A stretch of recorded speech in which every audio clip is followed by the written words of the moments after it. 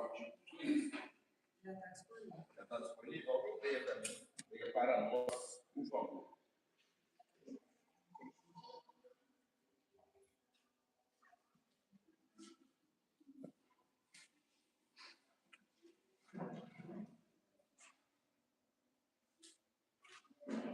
Pela desobediência de Adão, o pecado original se estendeu por todo o gênero humano.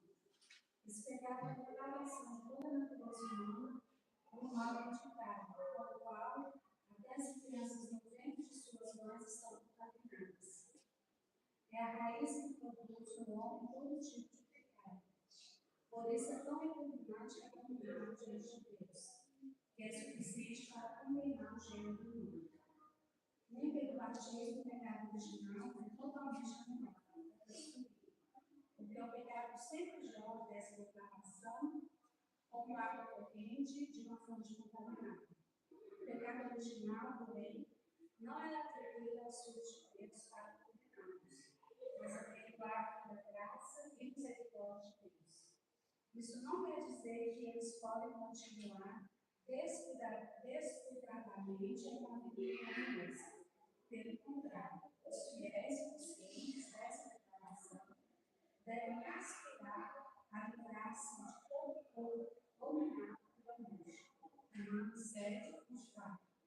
Desse ponto, rejeitamos o meio do relativismo que diz que o pecado é somente uma questão de limitação. Obrigado. Lá, irmãos, eu quero conversar um pouco diferente hoje. Nós estamos numa sequência, né? Que nós estamos aqui entendendo, falou sobre o problema do mal, sobre a criação, problema do mal, e aí nós estamos caminhando sobre o homem criado e a sua incapacidade de fazer o bem, e aí a gente vai falar de onde que veio isso, o pecado original, depois a gente vai falando da eleição, socorro do homem caído, encarnação do Filho de Deus, aí vai apresentando a salvação. Mas nós avançamos bem, e aí eu quero a participação da igreja, tá? Daquela forma. Se pegou a senha uma vez, você espera o outro participar, tá? Eu quero a participação de todo mundo, para que a gente possa caminhar aqui naquilo que o Senhor tem nos ensinado e também tirar as nossas dúvidas.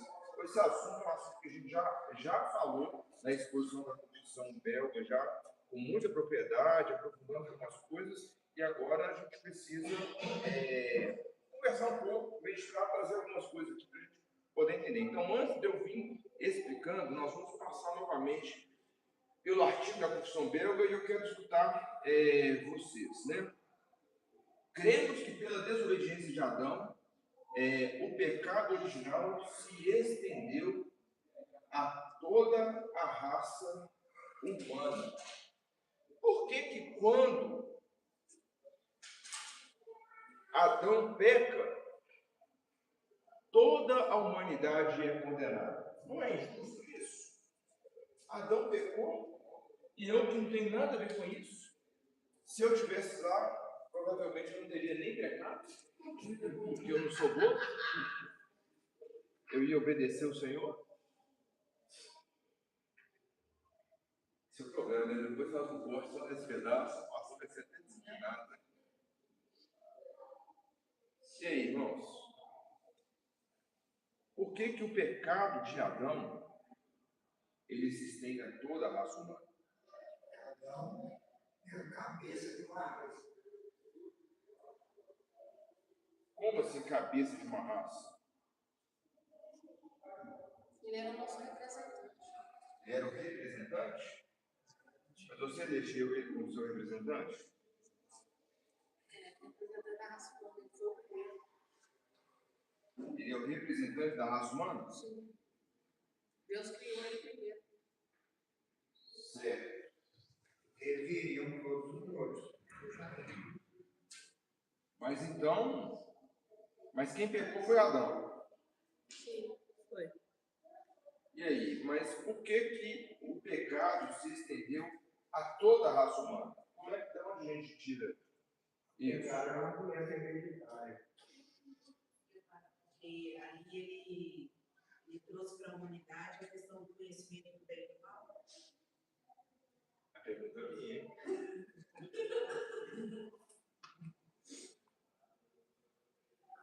E aí, mas irmãos, não é injusto?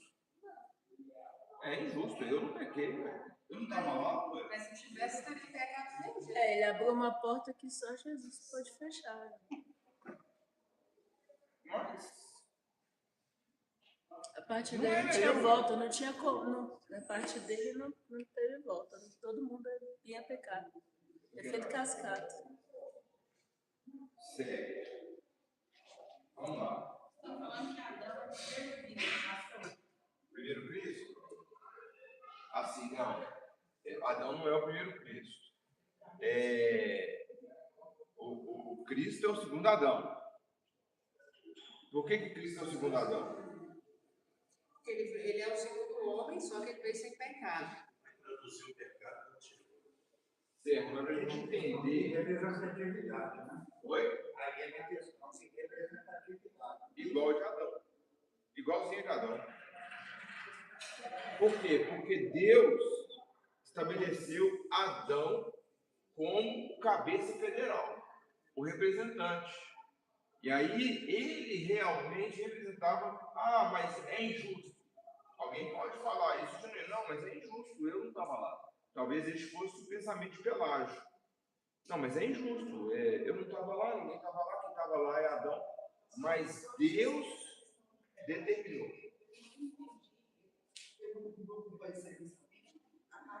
A última parte foi falando de imitação. Certo, mas vamos chegar lá. Ele não. A gente fala um pouco sobre isso, mas nós vamos chegar lá, nós vamos tratar isso aí com mais propriedade.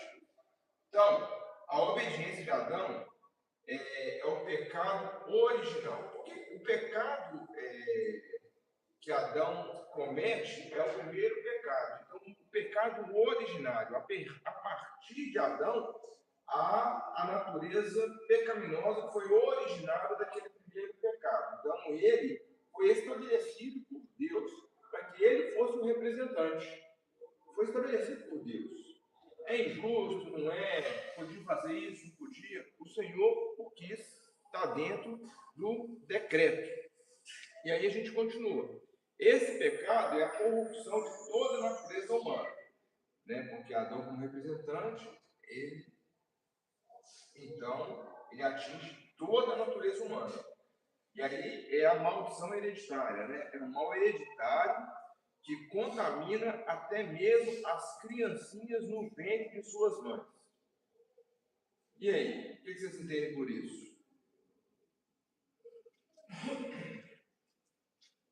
Um de cada vez, por favor. Estou deixando os outros pegarem a ficha.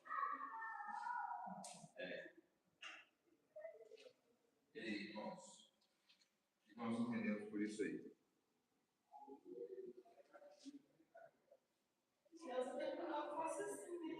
Mas o que isso quer dizer? Esse pecado é a corrupção de toda a natureza e um mal hereditário que contamina até mesmo as criancinhas no ventre de suas mães. O que isso significa?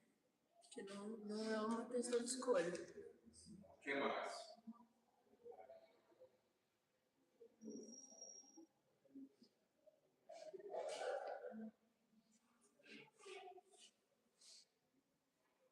Vou falar, irmãos, nós estamos na aula de escola bíblica. E aí não tem. O importante é que a gente tirar as dúvidas. Se você não quer falar, você está com dúvida ou está com medo. Não precisa ter medo. Eu gosto muito daquela passagem do texto que nascido do homem é um homem, ou seja, Certo. Isso. Mas aí que fala. Até mesmo as criancinhas no ventre de suas mães estão contaminadas. Mas isso quer dizer o quê? Igual muitos falam, tadinho do inocente. Também as crianças não são inocentes. Não são inocentes? Não. Já cai sobre tudo. Você concorda com isso? Que a criança ela não é inocente? Com certeza, o pecador da planta. Um feto, mas olha só, um feto então não é inocente. Já que é hereditário. Se ele sofreu um aborto, então, qual que é o destino desse feto? Deus sabe. Deus sabe. Isso aí é desígnio de Deus. Certo, mas ele não foi eleito. Qual que é o eleito é inferno. A Clara não concordou, não. Por quê, Clara?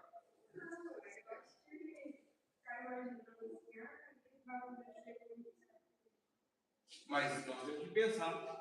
Porque senão a gente não pensa para ninguém. Ou a gente não pensa para o feto, ou a gente não pensa para o bebê, a gente não pensa para a criança, não pensa para o jovem, não pensa para o adulto, não pensa para o idoso. Porque o ponto aqui não é a criança ou o bebê. O ponto aqui é Deus, Cristo e aquilo que Ele definiu. Esse é o ponto. Por isso que a gente tem que pensar nessas coisas. E pensar nisso, inclusive, traz para nós uma coisa que às vezes a gente fica muito sonolento, que é a urgência da pregação do Evangelho, a urgência da proclamação. Porque é lógico que não é por causa do bebê nem do feto, é para a glória de Deus, mas porque nós amamos a Deus e Deus teve misericórdia para conosco, para que a gente também busque que essa misericórdia se estenda. Nós precisamos pregar o Evangelho, porque, segundo aqui, tem fetos, tem bebês indo para o inferno, jovens, crianças indo para o inferno. Por quê? Porque não há inocentes. Não há inocentes. Nós vamos aprofundar mais. Mas vamos lá. Então, eu quero ouvir vocês aqui e trazer como raiz produz no homem toda sorte de pecados, que é o pecado original, da onde saiu, da origem da natureza pecaminosa. Então, toda sorte de pecados o homem faz por quê? Porque a natureza dele é pecaminosa. É, portanto, tão vil e enorme diante de Deus, que é suficiente para condenar a raça humana. Então, o pecado, ele foi tão terrível, que ele fez o que com a raça humana, irmãos? Certo? Sim ou não? Condenou. Toda a raça humana, ela foi colocada numa mesma condição. Pecadores, irremediavelmente condenados pelos seus pecados. Ainda que tenha vindo a origem foi Adão, o pecado de Adão, mas desde que nós nascemos com o pecado, e aí esse pecado nos conduz a fazer aquilo que é contrário ao Senhor. Aí nós vemos outro ponto, não é eliminado ou erradicado nem mesmo pelo batismo, pois o pecado sempre jorra dessa corrupção como a concorrente de uma fonte contaminada. O que a confissão de fé belga está combatendo aqui, irmãos? Quando fala que não é erradicado nem mesmo pelo batismo. O batismo não salva? Não. O batismo não salva, irmãos. Ao contrário, no Romanos, né?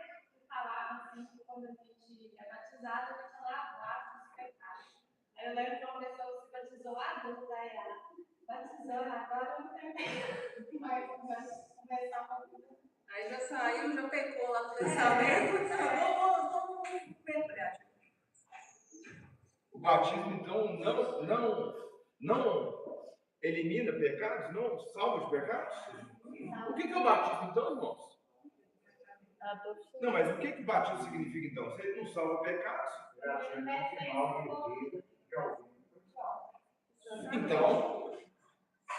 Então, se a pessoa batizou e aí que deu o sinal visível, ela já está salva. Não. Ela de verdade crê, Mas o que A o nossa batismo é, pecado é o irmãos? final dos nossos tempos. Hã? Não, mas o batismo, a pessoa ela se submete ao batismo e ela é salva. Sim ou não? Não. O batismo é o que então, gente? Ele é só um. Símbolo da aliança. Isso. Certo, mas ele é o símbolo da aliança. alguém faz parte da família de Deus. Símbolo visível. A pessoa pertence à igreja. Então, se é um símbolo visível, eu passo pelo batismo, eu sou da igreja de Cristo, a igreja de Cristo vai ser salvo, eu estou salvo. Não, nem sempre. Não, mas eu passei pelo batismo e aí. Não tem eu uma fui marca, selado, não tem eu sou uma da marca. igreja. Salvo tem uma marca. O eleito não tem uma marca visível, reverendo. Só Cristo sabe. O batismo, como ele é a marca visível, e só Deus conhece o invisível para nós conhecer. É isso mesmo. E aí, Igual, velho, você qual for foi uma a criança, só diz. Quem crer for batizado. Vou misturar ali o que a dona Valdeci falou, com o que a Lívia falou. O que mais? Alguém levantou a mão?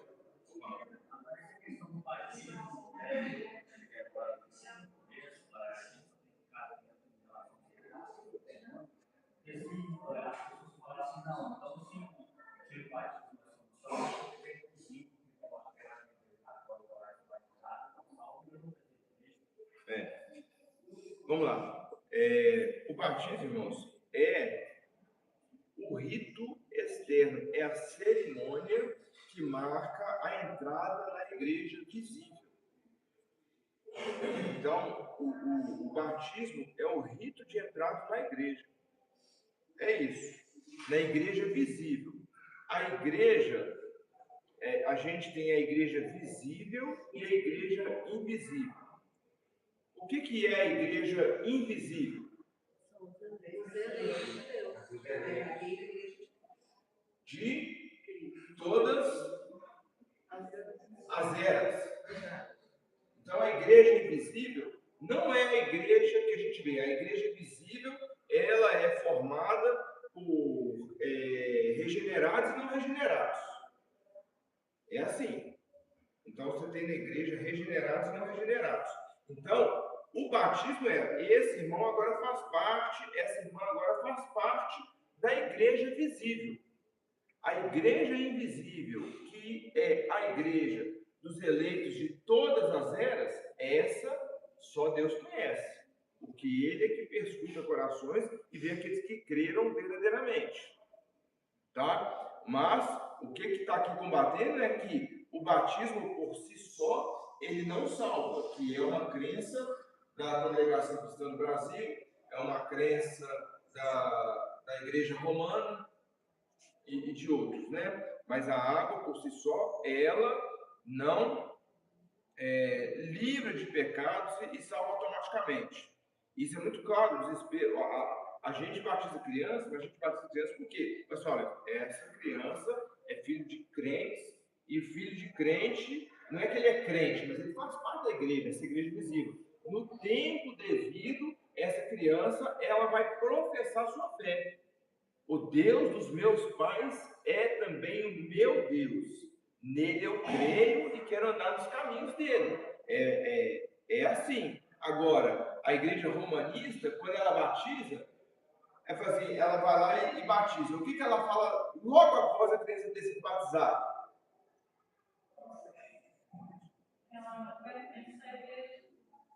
Não, ela não é pagã mais.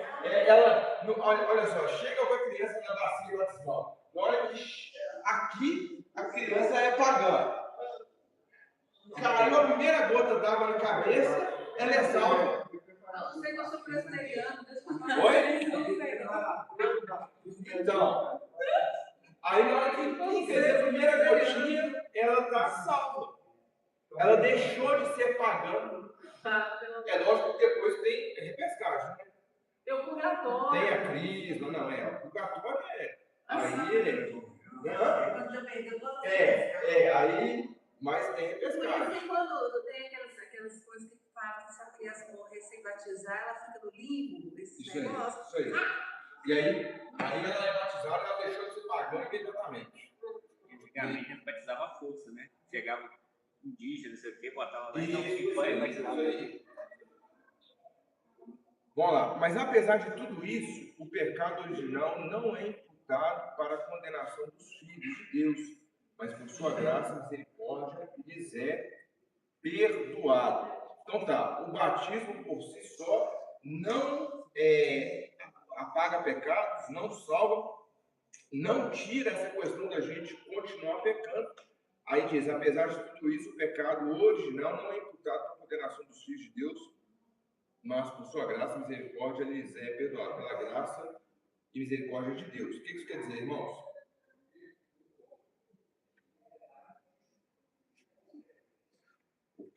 O batismo não nos tira o pecado totalmente. O batismo, por si só, ele não salva. Mas, para os filhos de Deus, ainda que haja esse pecado remanescente, ele não é imputado para condenação. O que isso está dizendo aqui, irmãos? Que o sacrifício de Cristo já paga. Outra coisa, beleza, isso também, mas outra coisa. O que isso diz a respeito dos crentes regenerados? Eles ainda vão pecar. E aí, isso vai contra algumas doutrinas aí de perfeccionismo ainda nessa terra. Metodismo diz isso. Verbo da vida. Então, tem uma turma aí que diz que pode-se alcançar uma perfeição nessa terra de não se pecar mais. Então, a confissão está combatendo isso. Então, assim, eu fui salvo, mas eu não vou conseguir me livrar totalmente do pecado. Aí a confissão continua. Isso não significa que os crentes podem descansar tranquilamente em seus pecados. O que isso quer dizer? Eu sou salvo, eu vou continuar ainda com esse resquício do pecado, mas é maravilhoso como a confissão foi escrita, né, irmãos? Isso não significa que os crentes podem descansar tranquilamente seus pecados. O que isso quer dizer? Combate aquela hipergraça que eles falam, né? Combate aquela hipergraça que eles falam, que eu posso pecar o tanto que for, que eu já sou salva. Hipergraça? Aí explica hipergraça. Eu posso pecar o tanto que for. Eu posso pecar que eu mas sou salvo. Também. Sim, mas... Também. Se eu sou salvo, eu posso ter vários pecados e eu vou continuar sendo salvo. Não, mas uma coisa, o cristão ele deve pecar por um erro, não por uma escolha. Tem que ser um escorregão, Assim, pode ser de querer, não. A reveria, assim, lá, posso pecar porque eu já sou salvo. A Lília estava falando alguma coisa ali? Então, irmãos, isso não significa que os crentes podem descansar tranquilamente seus pecados. O que isso quer dizer? Que não tem que pedir perdão.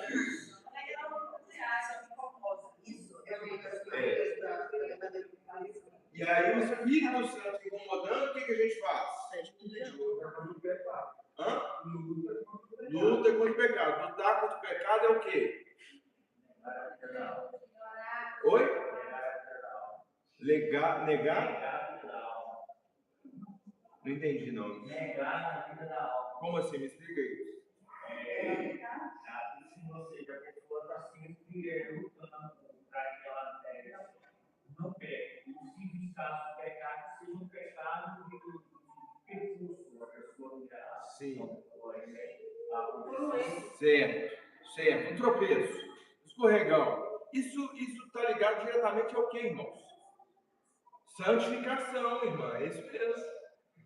Santificação. Então, o crente, ele ainda tem a natureza pecaminosa, mas ele luta contra o pecado e ele não descansa. Eu vou pecar porque eu já sou salvo mesmo, então eu vou pecar e aí cada vez que eu pecar, e se eu pecar, quanto mais eu pecar, mais a graça de Deus vai se manifestar. Não é isso? Não, mas tinha uma turma que pensava assim, lá na igreja de Roma. Não, ainda tem. Não, aqui na igreja, quando Paulo escreve a carta aos Romanos, Eu vou pegar na próxima quarta, tá? Aí, Paulo fala isso aos Romanos. Vocês vão ficar aí debruçando do pecado? É porque os gnósticos falavam isso. Os gnósticos falavam assim, não, é porque a carne é ruim, o espírito é bom. O espírito, a alma, a parte imaterial, ela já está transformada, ela já é do Senhor. Então, o que eu faço na carne não tem problema. Então, quanto mais eu pecar, mais a graça de Deus ela vai ser exaltada. Era um argumento deles. Então, aqui está falando da santificação. Eu não posso descansar, não, mas eu sou pecador mesmo. Né? Vou mostrar para você. Né? Mas que a consciência dessa corrupção, muitas vezes, pode fazê-los gemer na ansiosa expectativa de serem libertos do corpo dessa morte. É o Espírito Santo, né? Nós já falamos, que chama, que move, né? E que conduz no caminho, né? A gente buscar a santificação, porque a gente geme. O pecado nosso, ele tem que causar uma dor em nós, e a dor da alma, ela é mais intensa que a dor do corpo deveria ser. E as dores da alma não se resolvem com comprimitinho. Ele pode aliviar, ele pode te deixar entorpecido e etc. Mas os problemas da alma, do espírito, não se curam com um comprimido. Então, a gente geme, a gente sente dor, a nossa consciência nos leva a reconhecer aquilo. Mas por quê? Que não era algo que a gente deveria fazer. E aí, uma coisa que hoje, infelizmente, a gente perde muito de vista, né? Que é isso, na ansiosa expectativa de ser liberto do corpo dessa morte. O que é a ansiosa expectativa de sermos libertos do corpo dessa morte? Mas o que é isso? O que é isso? A ansiosa expectativa de ser liberto do corpo dessa morte. O que é isso? Esperar, ansiar a vida de Cristo. Ansiar a vida de Cristo. A vida de Cristo é a libertação do pecado. A redenção final. Então, os crentes, você tem que estar muito mais ansioso ansioso aqui no sentido de desejo, não de doença, tá, irmãos? Anseio, não é de ansiedade, doença da alma, né? Anseio, desejo, né? Pela expectativa de ser liberto, quer dizer, o desejo pelo estabelecimento do reino de Deus. Então a gente fica ansioso, a gente fica desejoso pela formatura, pelo casamento, pelo aumento de salário, pelas férias, pela viagem, e um monte de coisa. Mas o quanto que nós estamos ansiando, desejando o estabelecimento do reino de Deus, para que então sejamos definitivamente libertos desse corpo que nós adoecemos, tanto na carne quanto no espírito. Que nós gememos, se a gente busca mesmo fazer a vontade de Deus, irmãos, a gente geme o tempo todo, porque o bem que eu quero, esse eu não faço. O mal que eu não quero, esse eu faço. Quem me libertará do corpo dessa morte? Graças a Deus por Cristo Jesus. Então, Paulo já dá um graças a Deus por Cristo Jesus. Por quê? Porque já foi liberto. E aí a gente fica nessa luta. A esse respeito dessa luta entre o bem, em fazer o bem e fazer o mal, aí, a esse respeito, repudiamos o erro dos pelagianos, que dizem ser esse pecado apenas uma questão de limitação. Me expliquem isso. Eles falam que é uma questão de imitação? Limitação. Imitação. A esse respeito, como é que está aqui? Tem outra versão, né? Nesse ponto, rejeitamos o erro do pelagianismo, ao invés de falar de pelágio, fala de pelagianismo, que diz que o pecado é somente uma questão de imitação. Me expliquem isso. Não há nada de novo debaixo do sol. A mesma questão filosófica que foi levantada na antiga Revolução Francesa, né? Se um homem é uma tábua rasa e a sociedade e até além, que fala que o homem não é só uma tábua rasa, o homem é bom e a sociedade é comum. Né? Então, o pecado ele é fruto da imitação quando o homem ele observa outros homens pecando, ele vai desejar pecar. Tá, você foi lá na frente, lá. Revolução Francesa é 1789, estou falando do século III.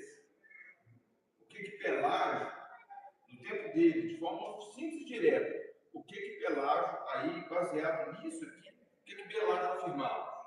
Que ele faz o que aprendeu com seus pais? Oi? Que ele faz o que aprendeu com os pais. Faz o que aprendeu com os pais. O que mais?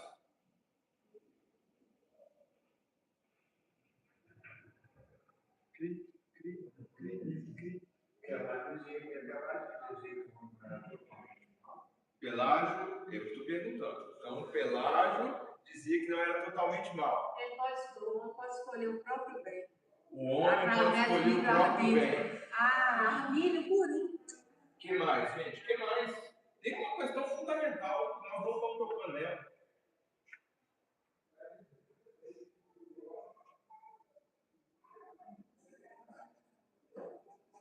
Mas se ele fala, se ele fala que é uma questão fundamental. Se ele fala que, que é uma questão de imitação, Adão imitou quem? Se ele fala que é uma questão de imitação, Adão imitou quem? Certo. Mas tem uma questão fundamental nisso. O que Pelágio está afirmando? Ele não nega que Adão errou, não, que Adão pecou e tudo. Ele fala da escolha de Adão. Mas qual que é a questão fundamental que Pelágio defendia? Então, o homem peca porque ele imita um outro homem. Não, tem uma coisa antes disso.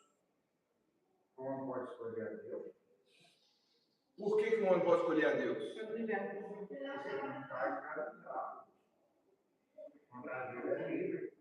Porque ele pode ser bom sem a diferença de Deus. Não. Fácil de ver. Lógico. Claro, é evidente. Você acha que eu não vou usar todas as armas? A alma do homem não é corrompida. Por quê? Porque não existe pecado original.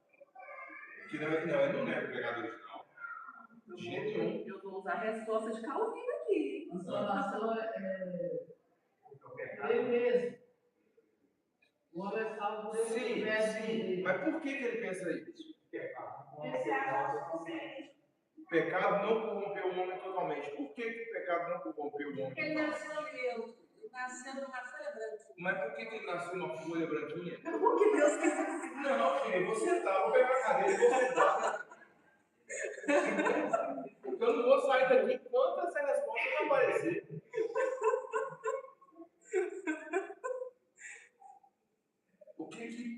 Ontem eu estava lendo sobre Pelágio. Pelágio, irmãos, muito provavelmente ele seria uma pessoa muito benquista por nós, no geral. Sim, um homem piedoso, buscava fazer o bem, vendeu todas as suas posses, foi ser um monge na igreja, um homem que combatia o pecado. Ele combatia o pecado. Eu descobri muitas coisas ontem. É um homem que se voltava contra o pecado, falava da necessidade do cumprimento da lei, mas ele tinha uma falha fundamental. Tudo isso que nós falamos, a maioria aqui está certo, mas tem uma coisa que vem antes. Ele falava que não precisava de decisão. Ele também usou o chat GPT lá. Você não fala nada, não é nada. Falava que o homem é por seus próprios méritos. Mas por quê? Antes disso tem uma questão fundamental. Ele não herdou. Parabéns.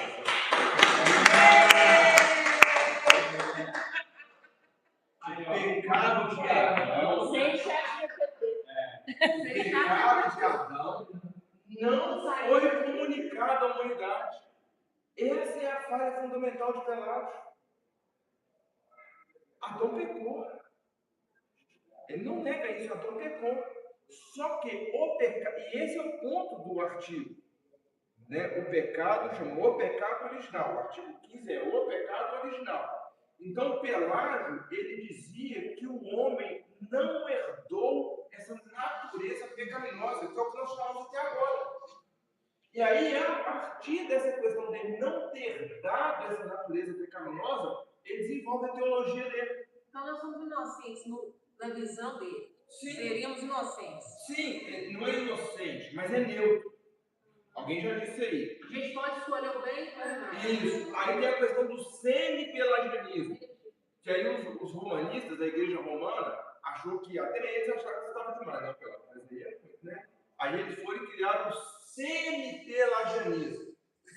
O semi-pelagianismo é o homem, ele foi sim corrompido, mas não totalmente. Que aí é arminianismo puro. Ele foi corrompido, mas não totalmente. Ele foi corrompido até um ponto que ele ainda consegue, por si só, escolher a Deus. Então, o que ele precisa fazer? Deus não o convence pela graça irresistível. Deus deixa a graça disponível. E aí, o que o arminianismo e o semi-pelagianismo diz? Que o homem ele tem que dar um passo para Deus. Ele dá um passo para Deus, e aí Deus vem e o alcança uma graça. Aquela fala ridícula que fala assim, um passo falso, né? Um passo bem falso. Não.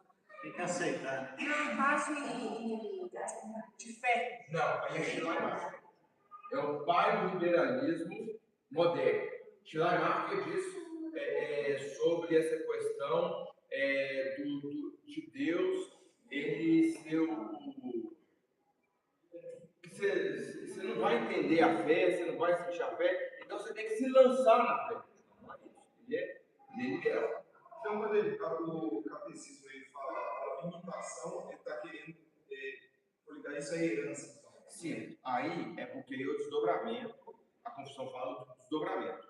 Como o homem é neutro, aí o homem, ele faz aquilo que o meio conduz. Aí, antes da Revolução Francesa, quem defendia isso, e que foi uma voz filosófica lá na Revolução, Rousseau. Rousseau. Então, Rousseau é quem propagou isso com muita força, né? E aí, mas isso vem dele. E aí o homem, nessa neutralidade, ele pode, pelo meio, ser bom ou não. Aí que vem a imitação.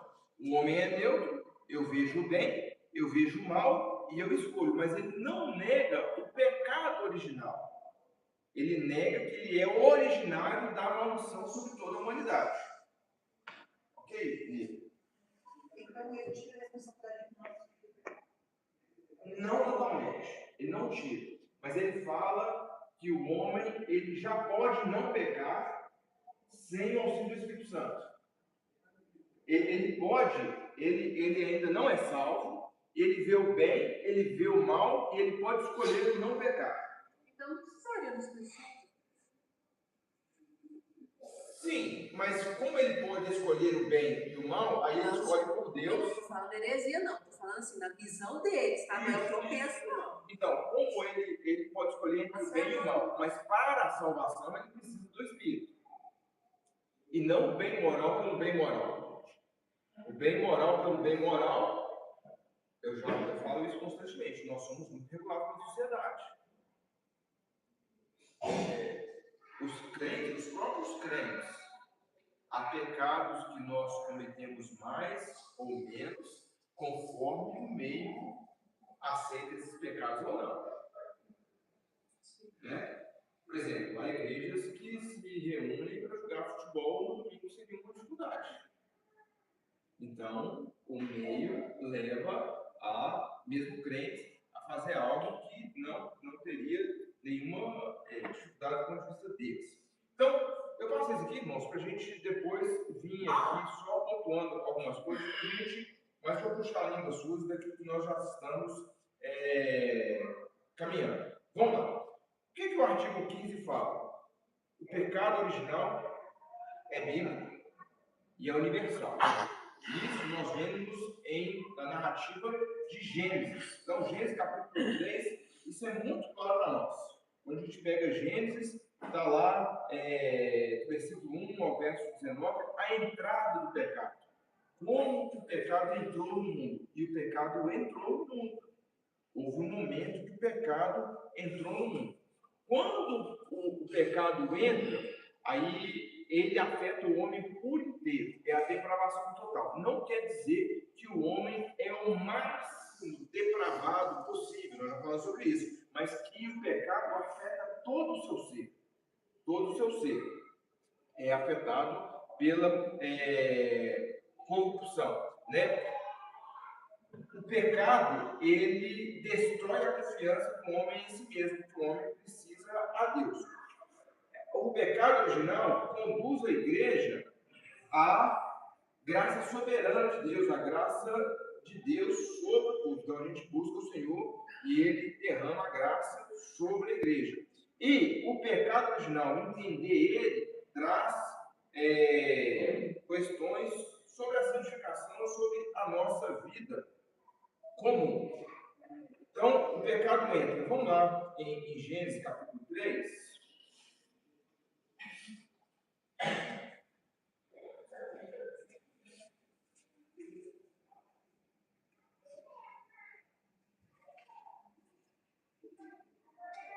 Do 1 ao 7. Quem puder ler, por favor.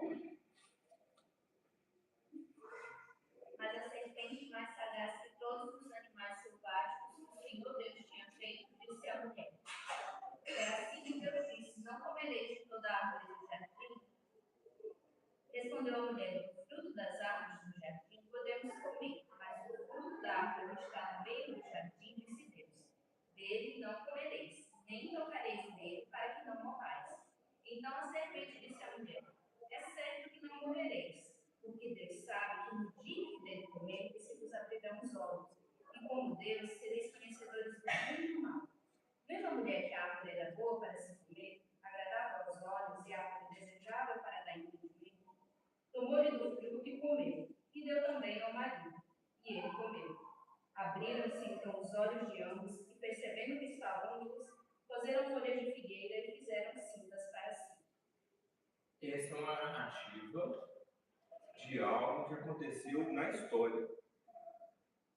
A Bíblia, a salvação, a morte de Cristo, está baseado nesse fato.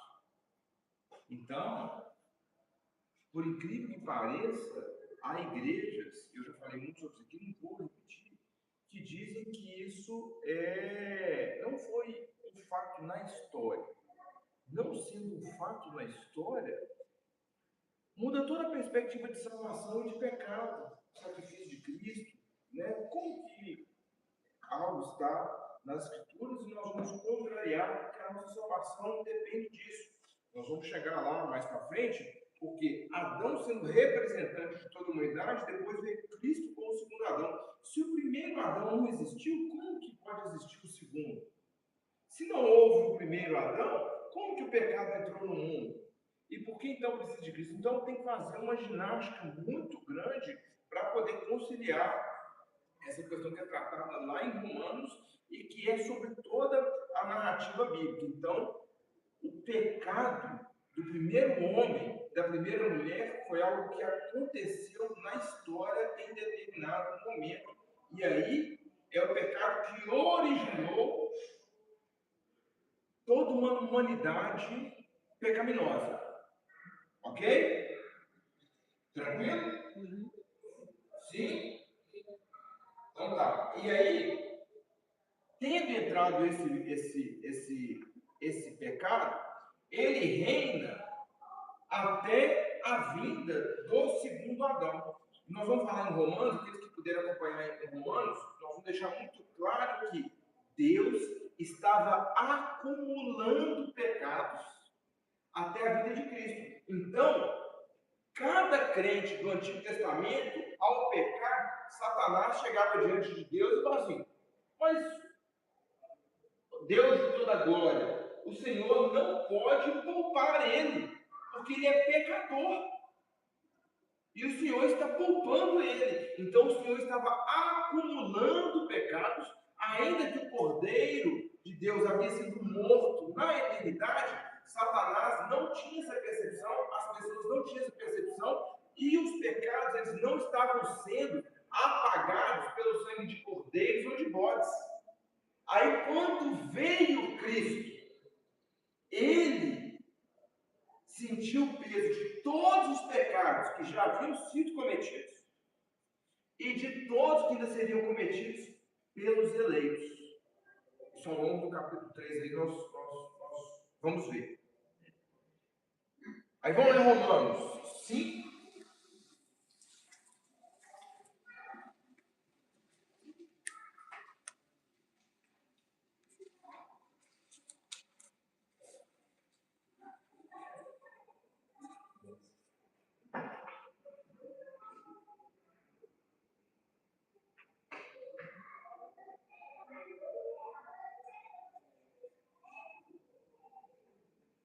Versículo 12. Alguém lê para mim o 5:12. Portanto, assim como por um só homem entrou o pecado no mundo, e pelo pecado a morte, assim também a morte passou a todos os homens, porque todos pecaram. 19, por favor. Porque como pela desobediência de um só homem, muitos se tornaram pecadores, assim também por meio da obediência de um só, muitos se tornaram justos. Então, nós não estamos falando ainda da redenção, nós estamos falando ainda do pecado. Então, um homem pecou, né? Por um só homem entrou o pecado no mundo. E com o pecado entrou a morte. E a morte passou a todos os homens. Porque em Adão, todos pecaram. Por quê? Porque ele é o cabeça federal. Ele era o representante. E assim foi porque Deus o quis. Aí, pela desobediência de um só homem, muitos se tornaram pecadores, e assim também por meio da obediência de um só, muitos se tornaram justos. Então, está falando aí daqueles que serão eleitos. Mas o pecado original, o pecado de Adão, é algo que aconteceu na história. Nós vemos isso em Gênesis, e aqui em Romanos a gente vê que isso se estendeu para a humanidade, para todos os homens, inclusive, por mais duro que seja, para os bebês, para os fetos, os idosos, bonzinhos, todos carecem de Cristo para a salvação. Está claro isso, irmãos? Pastor, em relação à salvação das crianças, né? Se uma criança nasce numa família aí, não existe nem a possibilidade dela escutar o evangelho e ser salva, mesmo na idade infantil? Nenhuma, mas isso não quer dizer que ela não pode ser salva. Nenhuma. Criança, quando ela começa a discernir sobre as questões do evangelho, a gente não consegue definir uma data, né? Mas a salvação não é pelo querer do homem, é pela eleição de Deus, né? Irmãos, esse é um assunto tão delicado para nós, tão pesado, né?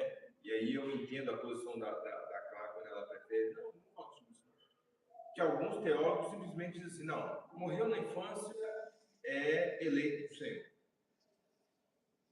Então, às vezes, duro e pesado que seja esse assunto. Eu entendo até o argumento desses homens, eles têm uma justificativa bíblica, mas eu não entendo. Eu não consigo afirmar pelas Escrituras que todo morto na infância é salvo. Eu não encontro isso nas Escrituras. Então, é uma questão de Deus, né? Da soberania de Deus. Mas não é um assunto aqui agora não, mas aprofundar nisso, mas a gente fala que todos são corruptos. Quem será salvo? Os eleitos do Senhor. Todas as crianças são eleitas ou não são eleitas? Aí tem vários pontos de vista. Ok? As crianças que são mortas na infância. Aquelas que morrem infantes. Porque não tem como a criança ela ser salva e depois de 6 anos, 7 anos, 9 anos, 12 anos de idade, ela passa a ser não salva. Então, aqui é salva, ela é salva independente da idade. Então, não, o que os teólogos fazem? Não. Quem morreu na infância é salvo. Esse é um ponto que tem tem teólogos que defendem. Alguns Nicodemos defendem isso. O reverendo Nicodemos defende isso. Mas eu não concordo com o Nicodemos. Mas quem sou eu que falo que não concordo com ele? Então eu falo que eu concordo com o Gerardo dos Vossos, que discorda do Nicodemos. Pronto, fica melhor. Qual que é a teoria do que o senhor concorda? Que você fala uma vez. A do Gerardo dos Vossos. Isso, qual que é a teoria? Que só é salvo o eleito, e que nem todas as crianças são eleitas. Mas o Nicodemos diz que todos que morreram na infância são eleitos. Então tem uma posição assim, mas eu não concordo com essa posição, eu não consigo encontrar clareza dela nas escrituras, tá? Mas o fato é que todos nascem e são concebidos no pecado que garante a condenação eterna. Todos são concebidos e todos nascem carentes da graça, necessitados da graça. Salmo 51, 5.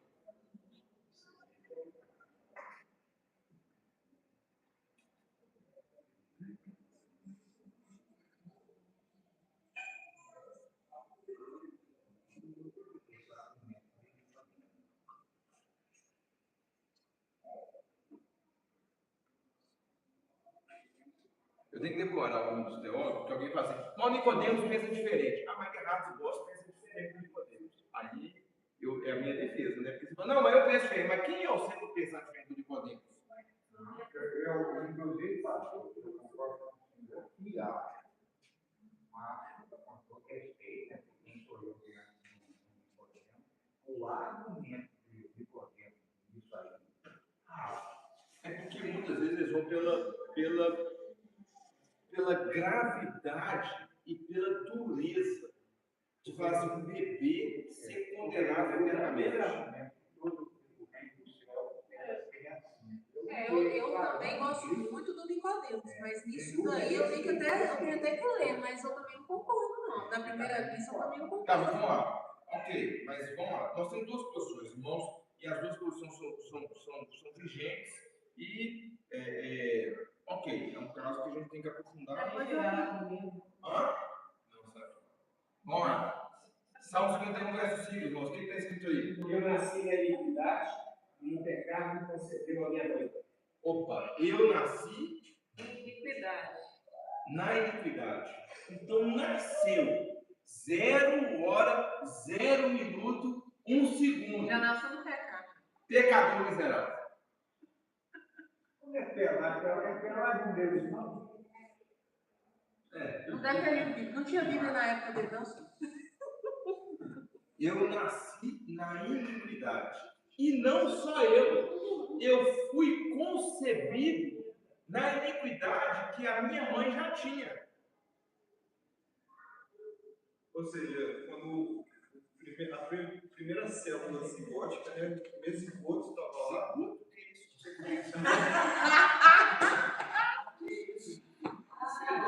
O que é isso? Você conhece? Ai, Deus do céu. Me ajuda, Senhor. O zigoto, ele é a união do gamete feminino com o gamete masculino. O espermatozoide.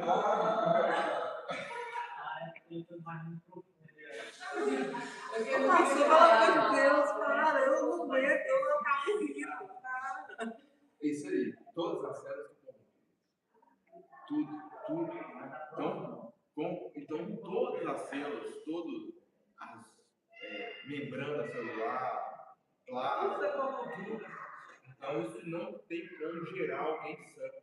Gera na iniquidade. Então, Davi diz, e reconhecendo o pecado, eu sou pecador, porque isso é um salmo penitencial, de confissão. Ele fala assim, Senhor, eu pequei, porque eu sou pecador desde o dia que eu nasci. A minha mãe e meu pai são pecadores, eu fui concebido já nesse pecado. Tem misericórdia de mim, apesar de mim. É o que Davi fala. Então,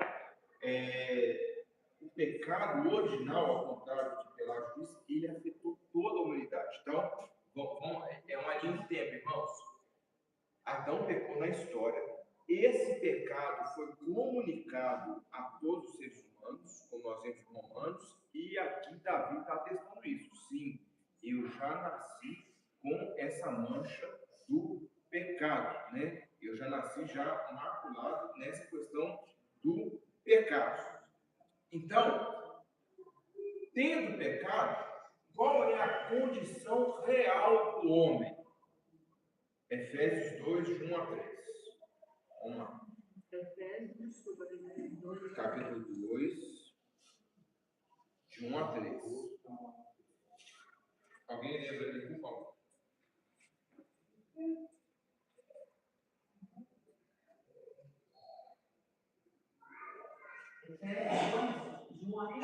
Isso, irmã, por favor. Ele vos deu vida, estando vós mortos nos vossos delitos e pecados, nos quais andastes outrora segundo o curso deste mundo, segundo o príncipe da potestade do ar, do espírito que agora atua nos filhos da desobediência, entre os quais também todos nós andamos outrora segundo as inclinações da nossa carne, fazendo a vontade da carne e dos pensamentos.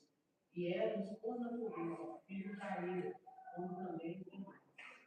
Então, qual que é o estado do homem antes de Deus dar vida? Está no versículo 1. Morto. Morto tem vontade? Morto escolhe alguma coisa? Só no Walking Dead, né? Não, isso, né?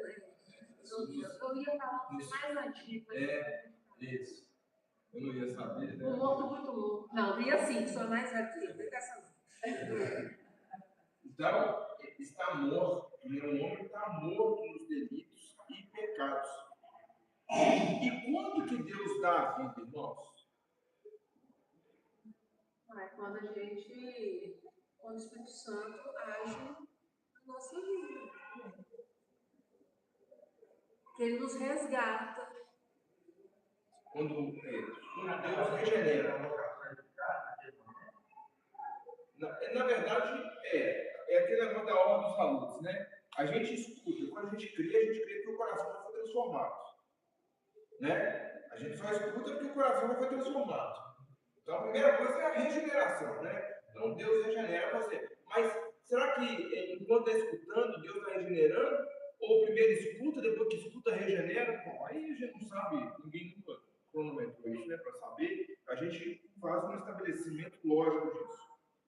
Agora, quando e em que momento da vida isso pode acontecer normalmente com o homem? Esse regenerar, esse chamado eficaz para a vida. Quando? Quando Deus quer. Mas isso pode acontecer com bebês? Pode acontecer com feto? Pode. Se ele quiser. Ele pode o que ele quiser. Pode não, irmão? Ele pode o que ele quiser, gente. Se ele quiser chamar, ele chama. Quando começa a dizer. Hã? Qual a idade da razão? Não, eu estou falando do factual, na idade da razão. Hã? Qual que é a idade da razão? Gente, mas ele é Deus. Se ele que nos criou, gente. Mas então me dá uma evidência bíblica que ele pode chamar e ele chama quando ele quer. Gente, ele que criou. Ele que criou. Deus chama nos últimos instantes de vida? Onde está? Eu quero um exemplo. Pronto, o malfeitor na cruz. Ele é chamado nos últimos instantes.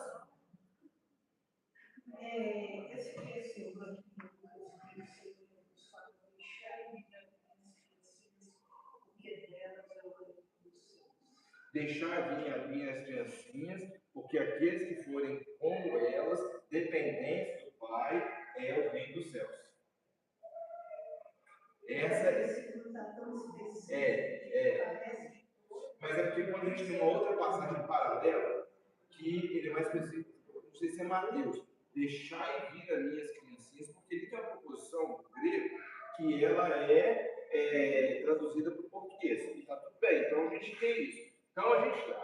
Porque, irmãos, não vou falar aqui que todo mundo tem que ler a Bíblia no original, não é isso. Mas a gente lê lá em Lucas. Deixar vir minhas criancinhas, que delas são o reino dos céus. Aí a gente pensa assim, puxa vida. Por isso que é importante meditar nas Escrituras.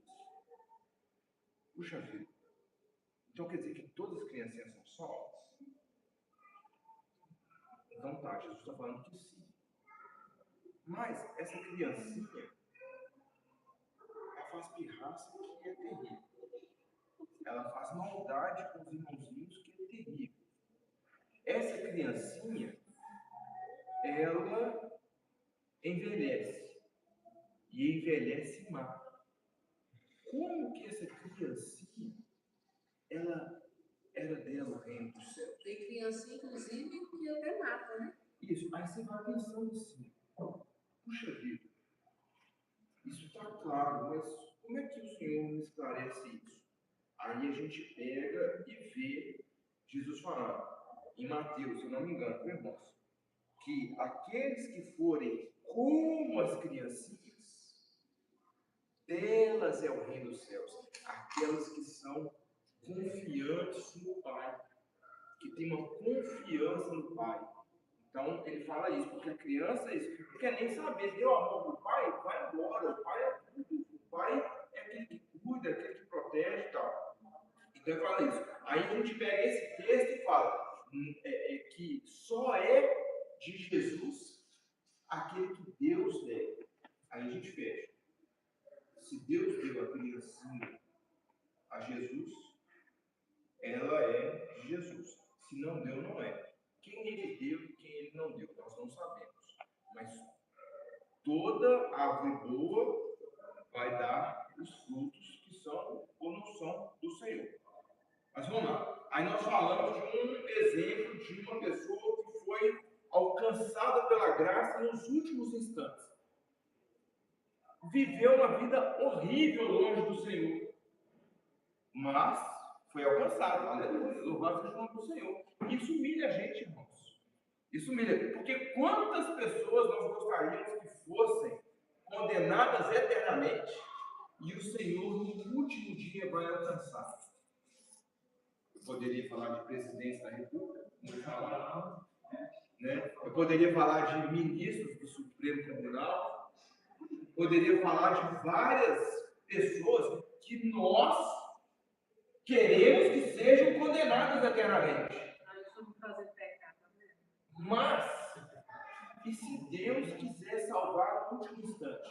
É para nos humilhar, irmãos, e mostrar que a salvação é só graça. E aí, a graça de Deus, ela é mais manifestada na pessoa que é boazinha a vida inteira, ou na pessoa que foi justamente condenada à morte por algo terrível que ela fez? Me fala, onde que a graça de Deus é mais manifestada? Na pessoa que teve a conduta moral controlada em toda a vida, ou naquela pessoa que está condenada à morte já nos últimos instantes de vida? Onde a graça de Deus mais se manifesta?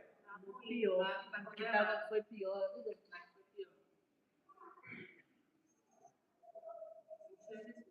Vamos voltar aqui. Então nós temos um exemplo de salvação no último instante. E também temos uma salvação. Temos um exemplo de regeneração ainda feto. Quem é? Como fala lá? Que encontrou Jesus no ventre lá, João Batista. João Batista. O Espírito Santo veio sobre João Batista ainda no ventre de Isabel. Não é Isabel? Prima de Maria. Na hora que Maria vai visitar, que estava sabendo que Isabel estava grávida, e Maria também estava grávida, só que Maria estava há pouco tempo, acho que Isabel tinha 6 meses, estava grávida. Na hora que chega, a palavra diz que o ventre de Isabel treme e o Espírito Santo toma ali João Batista. Tá vendo? Tá vendo que Deus pode agir? Pois é, mas vocês não devem ser.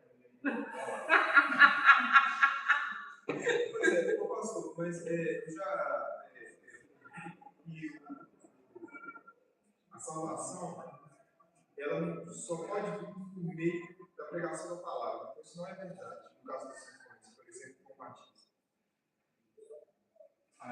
A salvação só não depende da proclamação. A proclamação é o meio. A salvação depende de quê?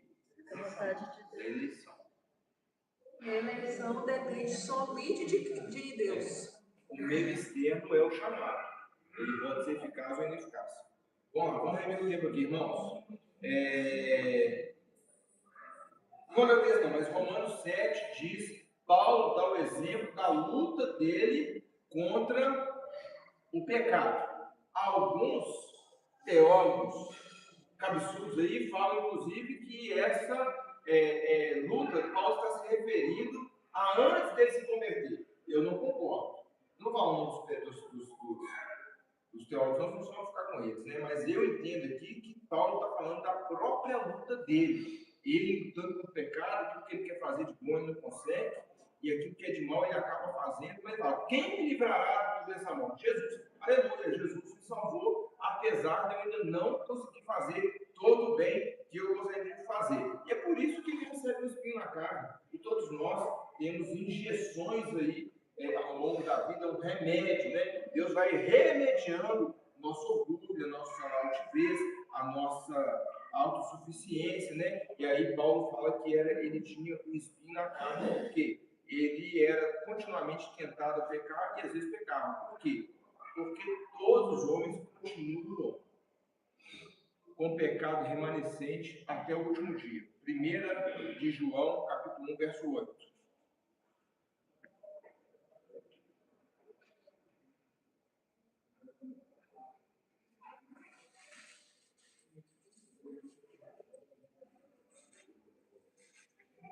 Está escrito aí, irmãos?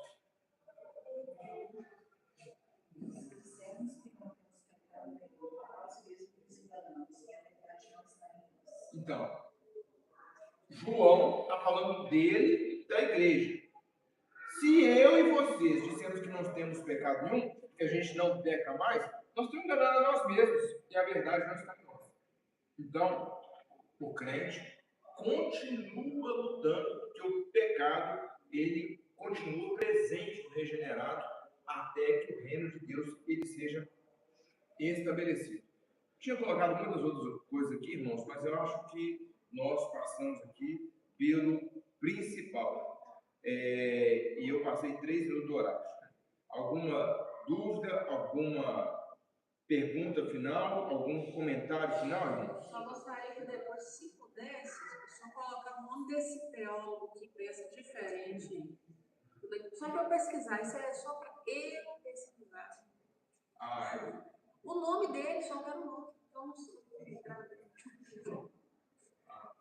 Ganhar as costas. Só colocar o nome. Tem um comentário dele sobre o catecismo maior. Ok, irmãos. Vamos orar, então. Santo Deus, obrigado por essa manhã. Obrigado por esse dia, Senhor. Obrigado pelo teu cuidado conosco. Senhor, que nós possamos entender a tua palavra, Senhor. E que o nosso eu, Senhor, a nossa autossuficiência, aquilo que nós cremos e que não vem do Senhor, seja desconstruído mesmo, para que nós possamos nos voltar ao Senhor, caminhar na tua presença, exaltar o teu santo nome. Nos ajuda, Senhor, a reconhecermos que nós somos pecadores, irremediáveis, e por isso nós precisamos da sua graça. Quando a sua graça nos alcança, Senhor, nós somos regenerados. E há uma possibilidade, então, de não pecarmos. Ainda assim, nós pecamos, ó Pai. E por isso nós devemos lutar continuamente contra o pecado. Nos ajuda a caminhar na tua presença, exaltar e bendizer o teu santo nome. Faz a tua igreja, Senhor, na tua presença. Nos ajuda, Senhor, a estarmos aqui à noite para glorificar, exaltar, bendizer o teu santo nome, prestar culto ao Senhor, como o Senhor nos chama a fazer. E, Senhor, toma o nosso coração e enche ele de alegria pela salvação e por fazer parte da tua igreja.